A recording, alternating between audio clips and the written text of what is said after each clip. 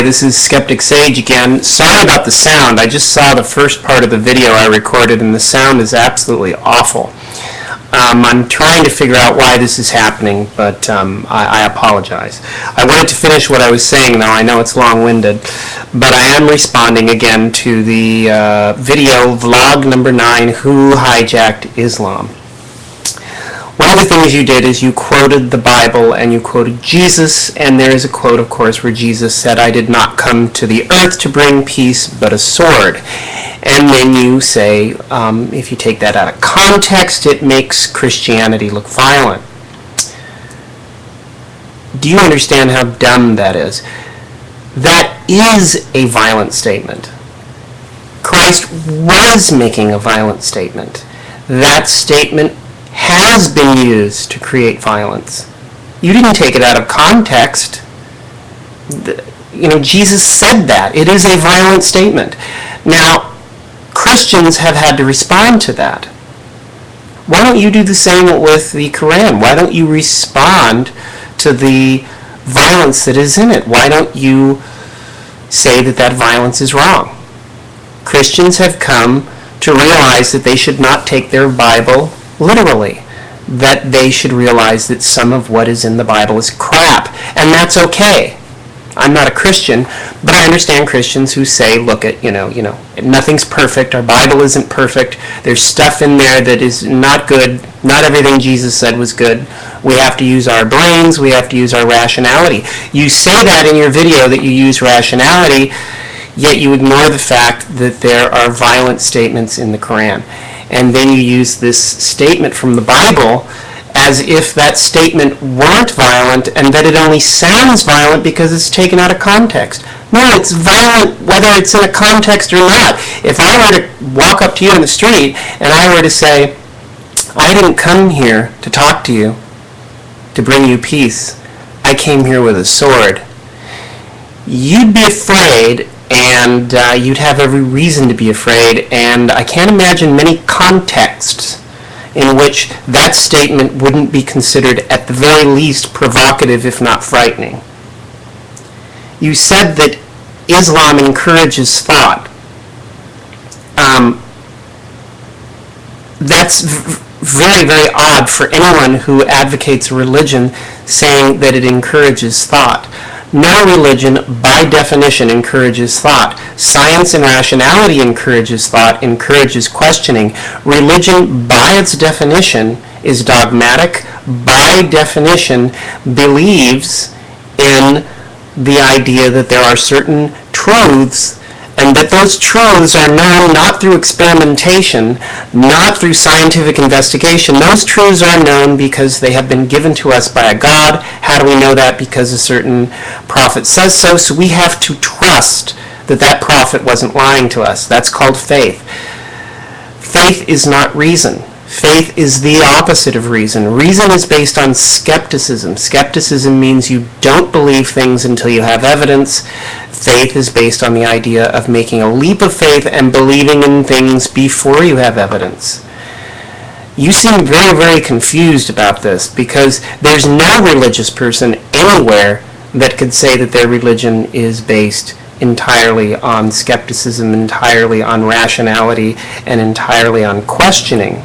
Now, there are people who question their religion and they mix rationality with their religion. They're called reformists, and there are very few of them. Maybe the Unitarians in Christianity are that way, and the Dalai Lama has even said that if anything in Buddhism can be proved to be wrong, it should be abandoned. Those are very, very courageous statements. I have never heard of an Islamic theologian who has ever said anything even remotely like that. Questioning a religion and having that questioning integrated into a religion is a modern phenomenon. There have been no Muslims that I know of who have ever done that at any time in their history. Islam is notorious and is known in the same way that Christianity is known for its belief that it has absolute truths that cannot be questioned. The Quran has numerous statements that say kill anyone who questions the Quran, kill anyone who tries to ignore any of the Quran, kill anyone who states that the Quran is false in any way. One of the cornerstones of Islam is the idea that anyone who contradicts the Quran, which is considered to be the absolute word of God, is evil and bad, and it even says to kill people. How is that encouraging people to question and encouraging people to be reasonable? That doesn't even make any sense. I wonder what Quran you're reading. You said that it's only a few people who are terrorists, only a few bad people, and that those people shouldn't be used as,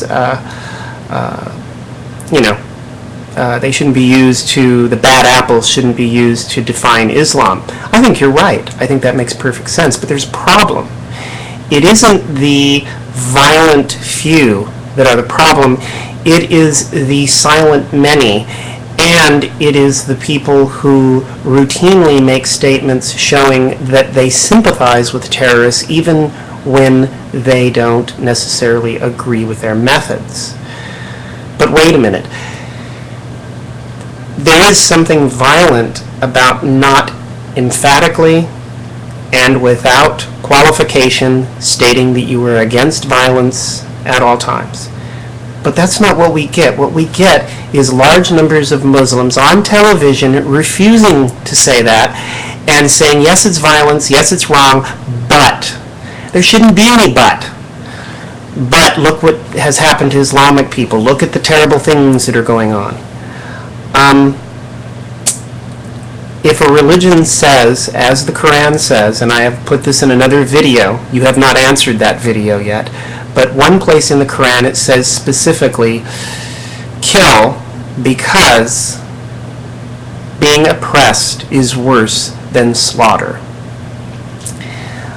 It's hard to claim that a religion is being associated with violence when it isn't violent, when in its holy book, which is considered to be a literal word of God, says that you should go out and slaughter rather than allow yourself to be oppressed, that slaughtering people isn't as bad as oppressing people. I think if you ask most people whether they would rather be oppressed or slaughtered, most people would rather be oppressed. And again, we could argue that, but that isn't the point. The point is it's in the Quran and it encourages violence, and it's hard to claim that that's been taken out of context. You talked about going to an Islamic center, and this is the last thing I'm going to say. And again, I'm going full circle to what I said at the beginning of the last video. Again, I don't know what it is about religious people that makes them think that they know their religion and no one else could possibly know it, and that no one else could have any insight into their religion other than them. And again, I understand why people say that. Understanding something from the inside out gives you insights that you would not have if you're understanding it from the outside in. I understand that. But in the same way, understanding something from the outside in gives you a lack of bias that an inside view would give you. So not only is being in the inside give you insights you can't get on the outside, the vice versa is true. Being on the outside of a religion also gives you insights that you couldn't have if you're on the inside, because you've made a leap of faith and you're biased. You can't see outside the box because it's sinful to go outside the box, because everything outside the box is untrue and everything inside the box is true. So how can you think outside the box? The only people who can think outside of the Muslim box are non-Muslims. And the idea that just because someone is a non-Muslim they can't talk about Islam is bizarre. And you say go into an Islamic center. Why in the hell would I go into an Islamic center to get an unbiased view of Islam? An Islamic center is a propaganda organization. A church is a Christian propaganda organization. A temple, a synagogue, is a Jewish propaganda organization. Going to a theological seminary, whether it is a Christian or an Islamic or a Jewish one, is going somewhere to be indoctrinated into a philosophy that is not to be questioned. It's going and learning what the truth is and simply regurgitating that truth and believing in that truth. A theological seminary is not some place where you go to get an objective view of something. That's not what a theological